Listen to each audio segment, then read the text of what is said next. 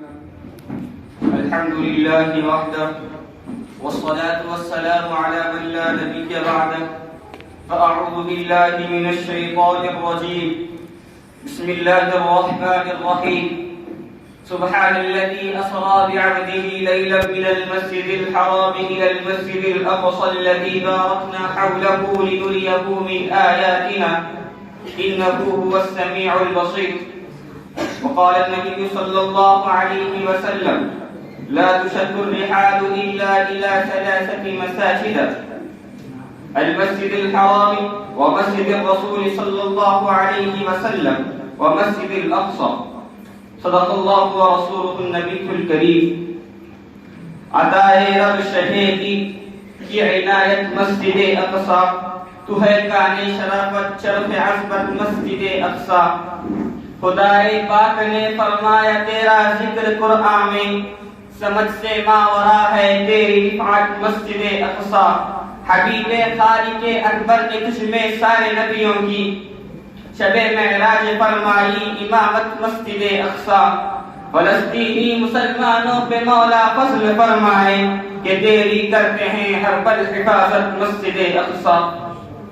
محترم صدر جلسہ، مشفق اور مربی اساتذہ کرام، مہمانان اعزام اور دیگر سامعین و رفقا، آج کا میرا موضوع بڑا حساس موضوع ہے، مسجد اقصی، بیت المقدس اور فلسطین.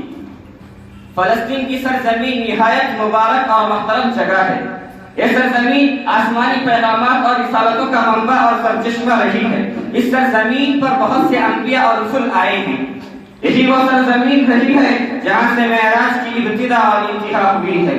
یہ آسمان کا دروازہ اور سرزمین محشر بھی ہے.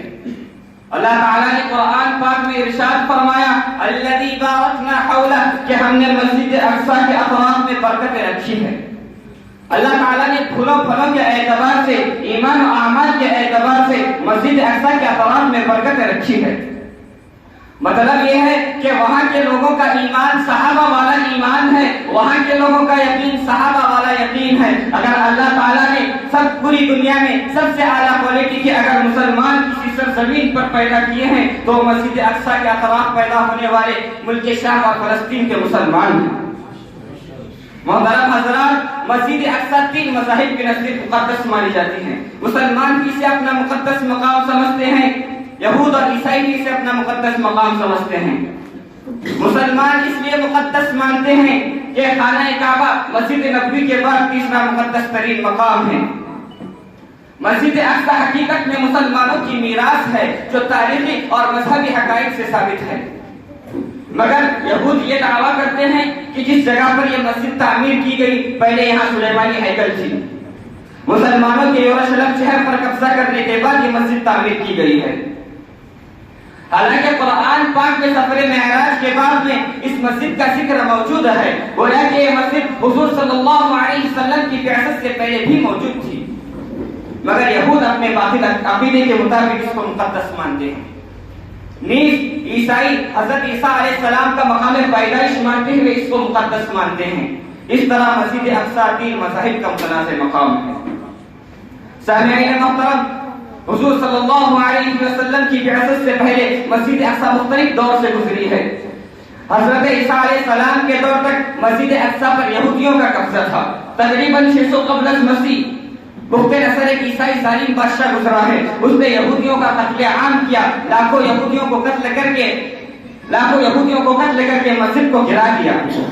پھر حضور صلی اللہ علیہ وسلم کے انتقال کے بعد حضور صلی اللہ علیہ وسلم کے دوسرے خلیفہ حضرت عمر فاروق رضی اللہ عنہ کے دور خلافت میں مسجد اقصی مسلمانوں کے قبضے میں آ گئی. 6 صدی ہجری میں فلسطین پر صلیبیوں نے حملہ کیا، جس کے نتیجے میں فلسطین میں صلیبی حکومت قائم کر لی گئی. طاقت و قوت کے بلبوتے پر 70,000 مسلمانوں کو تحریک کیا گیا.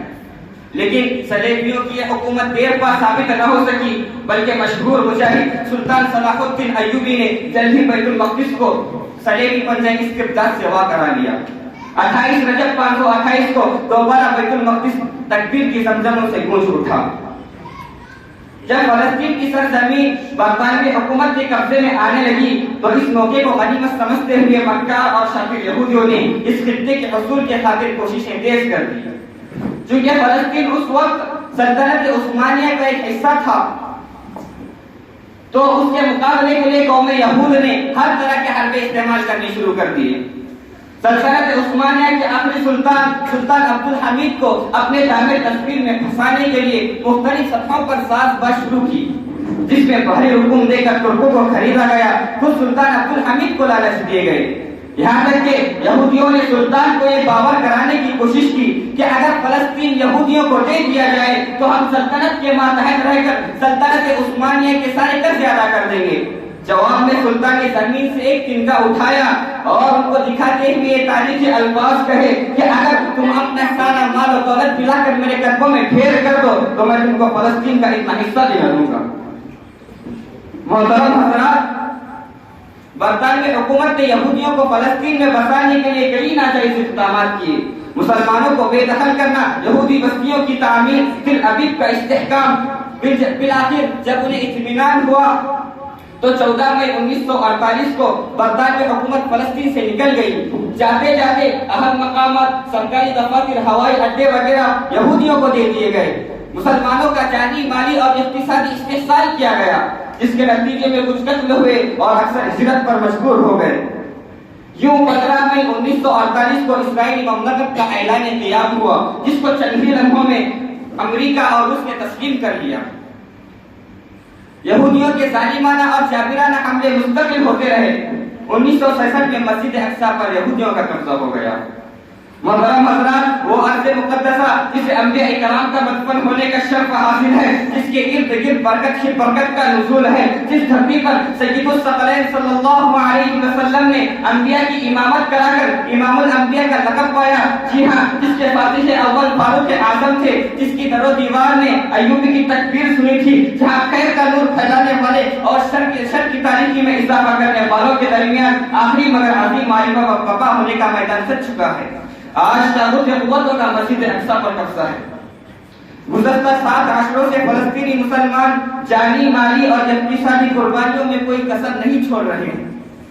سر پر کفن باندھ کر مسجد اقصی اور ملک کی آزادی کے خاطر ظالم اور جابر، ظالم اور مغصوبین کے ساتھ اپنی آخری جنگ لڑ رہے ہیں. ان ظالموں نے نہتے فلسطینیوں کے خلاف ٹینک اور میزائل کا استعمال کرتے ہوئے فلسطین میں خون کی ندیاں بہا دی ہیں. فلسطینیوں کے لاچاری کے جو مناظر دیکھنے کو ملے ہیں ان سے سینہ شک ہوا جاتا ہے، جگر لہو لہو ہوا جاتا ہے، دل انتقام کی آگ سے آتش فشاں کی طرح بھڑک اٹھتا ہے. اے مسلمانوں، ذرا سوچو اب باقی کیا رہ گیا ہے؟ ابھی بابری مسجد کا زخم بھرا نہیں کہ مسجد اقصی پر وار ہو رہا ہے. اس عالم نے مسجد اقصی پکارتی ہے، اے اہل اسلام، تمہاری غیرت کو کیا ہوا؟ کیا تم صرف سجدوں پر بخش دیے جاؤ گے؟ کیا شاعر اسلام کے تحفظ کے بغیر تمہاری عزت باقی رہ سکتی ہے؟ کیا مسجد اقصی کے بعد دوسری مساجد باقی رہ سکتی ہے؟ مگر مسلمان اپنے حال میں مست ہے. اس وقت ہماری یہ ذمہ داری بنتی ہے کہ ہم مسجد اقصی کے لیے دعائیں کریں، اسلام میں مسجد اقصی کی اہمیت کو سمجھیں، اس کی تاریخ کو جانیں اور اپنے نسلوں کو سمجھائیں. اسرائیلی مصنوعات کا بیعت کریں اور جب بھی مسجد اقصی کی دفاع کا موقع ملے تو خود کو پیش کرنے سے پیچھے نہ ہٹیں. بس اسی چند باتوں پر اپنی بات کو ختم کرتا ہوں. اللہ پاک سے دعا ہے کہ اللہ پاک اپنی مدد و نصرت کے تمام دروازے کھول دے اور فلسطینی مسلمانوں کے ساتھ اپنی غیبی مدد شامل حال فرمائیں. آمین. اور ظالموں کے وجود سے ارض مقدسہ کو پاک و صاف فرمائیں. آمین. وآخر دعوانا الحمد للہ رب العالمین.